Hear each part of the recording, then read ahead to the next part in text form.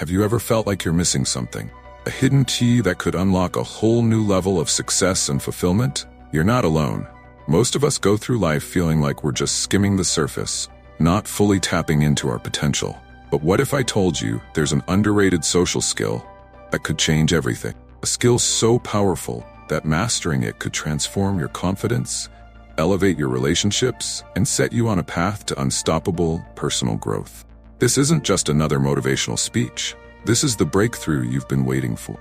Stay with me, because by the end of this video, you'll have the exact tool you need to optimize your existence and start living the life you've always wanted. Carl Rogers, a name that resonates deeply in the field of psychology, was born in Chicago in 1902.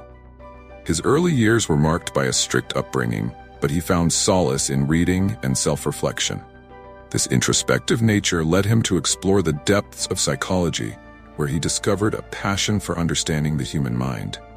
Like Nietzsche and Schopenhauer, Rogers wasn't just about theory.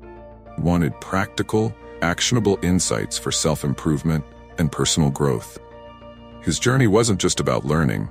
It was about optimizing his existence and finding a balance between philosophy and real-life application. Rogers' approach to psychology was quite different from his contemporaries. He wasn't interested in diagnosing or labeling people. Instead, he focused on the individual's potential for self-development and personal success. He believed that every person has an innate ability to grow and improve their social skills, which is essential for mental well-being. Unlike the rigid structures of traditional psychology, Rogers' methods were more fluid, embracing the principles of existentialism and Stoicism. This approach allowed for a deeper exploration of self-knowledge and personal development, which he believed were crucial for overcoming anxiety and depression. What set Rogers apart was his belief in the power of self-knowledge. He argued that understanding oneself was the key to personal success and mental well-being. By focusing on growth and fostering a mindset of proactivity, he helped individuals navigate the complexities of life with greater ease and confidence. Rogers' philosophy was much like essentialism in that it sought to strip away the unnecessary and focus on what truly mattered: personal development and the pursuit of becoming a better person. As we delve deeper into Rogers' contributions, it's clear that his ideas were more than just theories. They were a call to action. His emphasis on self-improvement and personal growth continues to inspire those looking to enhance their lives. Now let's explore one of his most significant contributions to psychology: person-centered therapy, which revolutionized how we think about therapy and personal development. Person-centered therapy, pioneered by Carl Rogers, is a game-changer in the world of psychology. Unlike traditional approaches, this therapy focuses on the individual's capacity for self-healing and growth, rather than a therapist dictating solution. It's all about fostering a safe environment where clients can explore their feelings without judgment. Imagine a place where you're encouraged to speak your mind, embrace your vulnerabilities, and focus on growth. This philosophy aligns closely with ideas from Stoicism and existentialism, emphasizing self-knowledge and the human capacity for personal development. At the heart of person-centered therapy is the concept of empathy. Rogers believed that for real change to happen, therapists must actively listen and engage with clients on a deeply personal level. This isn't just nodding along. It's about truly understanding the client's world, their anxieties, and their quest for self-improvement.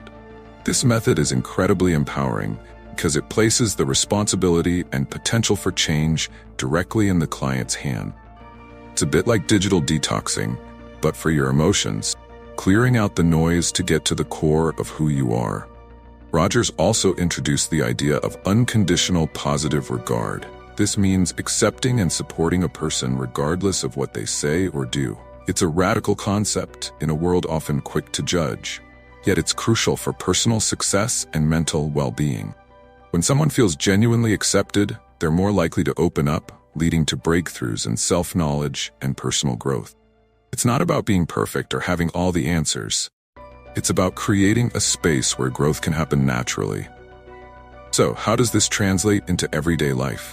Think about your social interactions and how often they're clouded by judgment or a lack of understanding. What if instead, you approach these interactions with empathy, and an open mind. This shift in perspective could be the key to improving social skills and building deeper, more meaningful relationships. As we explore the practical application of active listening next, we'll see how these principles can transform not just therapy, but everyday communication. Active listening is more than just hearing words. It's about being fully present and engaged with the person speaking. Imagine a conversation where your focus isn't drifting, and you're not just waiting for your turn to talk. Instead, you're immersed in the moment, genuinely curious about the other person's thoughts and feelings. This level of engagement is the essence of active listening, a skill that not only improves social skills but also fosters deeper connections and personal growth. Practice of active listening can profoundly impact our daily interactions. For instance, I once had a conversation with a friend who was going through a tough time with anxiety. Instead of offering quick fixes or motivational speeches, I focused on listening, truly listening. By doing so, I noticed the shift in our dynamic. My friend felt heard and valued, which in turn led to a more open and honest dialogue. It was a real lesson in the power of empathy and proactivity, showing how active listening can lead to mental well-being and stronger relationships. But let's be honest, active listening isn't always easy, especially in a world full of distractions and digital noise. This is where concepts like digital minimalism and dopamine fasting come into play. By cutting out unnecessary digital clutter, we can improve our focus and be more present in our conversations. It's about optimizing your existence, choosing to be fully engaged in each moment rather than letting life pass by in a blur of half-hearted interactions.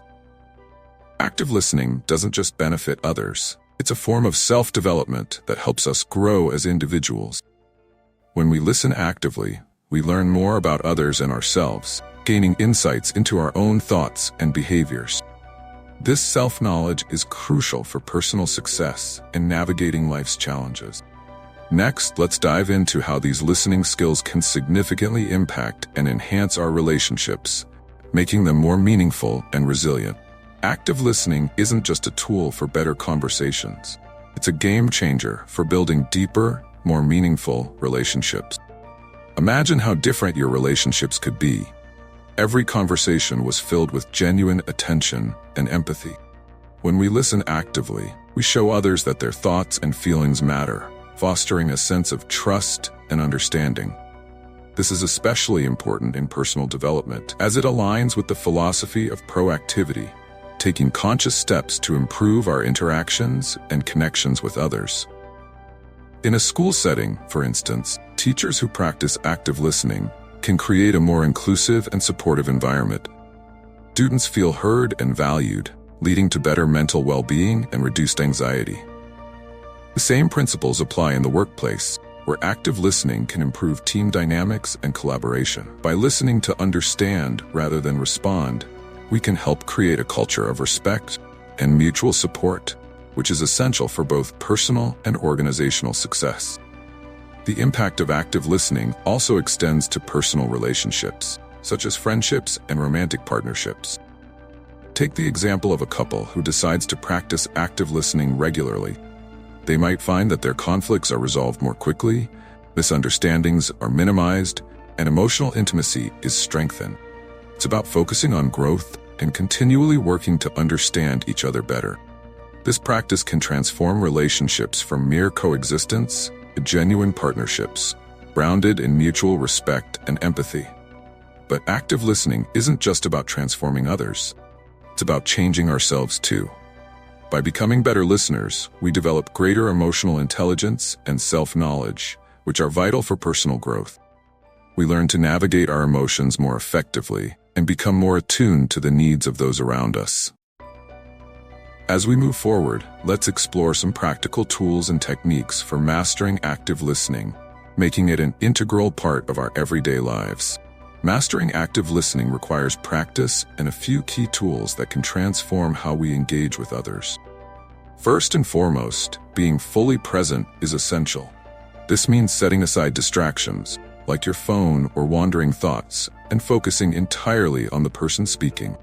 By doing so, we align ourselves with the principles of digital minimalism. clearing mental clutter to create space for genuine connection and personal growth. It's not just about hearing words. It's about understanding the underlying emotions and messages. Another effective technique is summarizing what the other person has said. This doesn't mean parroting back their words, but rather capturing the essence of their message to show you've been listening. For example, if a friend is sharing their struggles with depression, you might respond, "It sounds like you're feeling overwhelmed by everything right now." This simple act can validate their feelings, improve your social skills, and foster deeper empathy and understanding. Cornerstone of self-improvement and personal success. Using minimal encouragers, like nodding or saying, "I see, go on," can also signal that you're engaged and interested in what the speaker is saying. These small gestures might seem trivial, but they play a significant role in building trust and making the speaker feel heard. It's akin to practicing Stoicism, where small, consistent actions can lead to significant personal development and mental well-being. These tools can be easily integrated into daily conversations, making active listening a habit rather than an effort. Lastly, emotion labeling is a powerful tool in active listening. This involves identifying and acknowledging the emotions behind the words. If someone is venting about a stressful day, you might say, "It seems like you're really frustrated right now." This technique helps to deepen your connection with the speaker and encourages them to share more openly. As we continue on our journey to improve social skills and foster personal growth, remember that these tools are just the beginning. There's always more to learn and ways to refine our approach. Now, let's shift our focus to how these skills can be applied in a broader context to optimize your existence and be a better person.